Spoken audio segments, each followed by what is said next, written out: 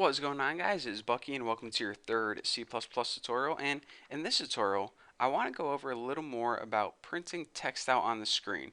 Now in the last tutorial you remember that we could use that special thing called cout, which was technically called the output object, and the less than sign, which was called the stream insertion operator, to print out text on the screen. And the way we did this is we added double quotes after, and whatever we printed out in these double quotes, like boy I love bacon, whatever we put inside those double quotes would just print out on the screen. So if we go ahead and we built and run this, we saw boy I love bacon right on the screen.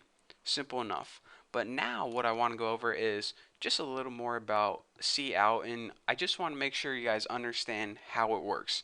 So each function is made up of these things called statements, and typically people put one statement per line of code. And remember, all statements end with semicolons. So say we wanted to print out something else out on the screen. Well, you'd write cout less than, and write something else like and ham, just like that. So you might be thinking, alright, I got a feeling I know what this is going to do. On the first line it's going to print out boy I love bacon, and on the second line it's going to print out and ham, because that's how it appears in our code, so that's what it's going to do. But if you go ahead and build and run this, it says boy I love bacon and ham all on the same line of code. And if you're scratching your head saying, alright, why exactly does it do that? The reason it does that is because when you're using this thing called cout, it's called printing it out into a stream, and it pretty much takes all your characters and prints them out in the same stream. So whenever this stream is done, you're not telling it to move to a new line. You're just saying print out these characters and then stop right at the end of this line. So then this stream starts printing out, and again, you're not telling it anywhere to move to a new line. Computer programs are very picky and they need to be told exactly what to do. So in order to move to a new line, we need to add a special symbol, I guess you would say. And the symbol is this. First of all, you need to add another stream insertion operator, and you can go ahead and write ENDL. What this means is end line. And now when we go ahead and build and run it, check what happens. It runs boy I love bacon, and then it runs end line. And before, your stream insertion operator would be right here, but now since you said end line, it go ahead and it ends this line and it moves it to a next line. So basically all you have to remember is anytime you want to move to a new line, use the character end L, which is code word for end line. Now if you're saying, alright, that's easy enough to remember, so let me go ahead and show you something that might be even easier for you. Inside your quotation marks, if you go ahead and add \n, this is basically the same as adding a new line.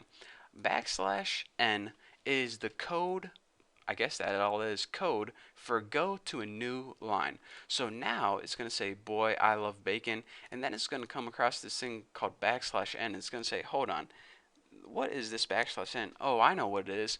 It's the symbol to move to a new line. So this is basically just an alternative way to move to new lines. The only difference is when NL, you needed to add another insertion operator and then write NL right there. With a new line, you write it inside the quotation marks because it gets interpreted in a different kind of way. So let's go ahead and build and run this and just verify that, yep, boy I love bacon, new line, and ham.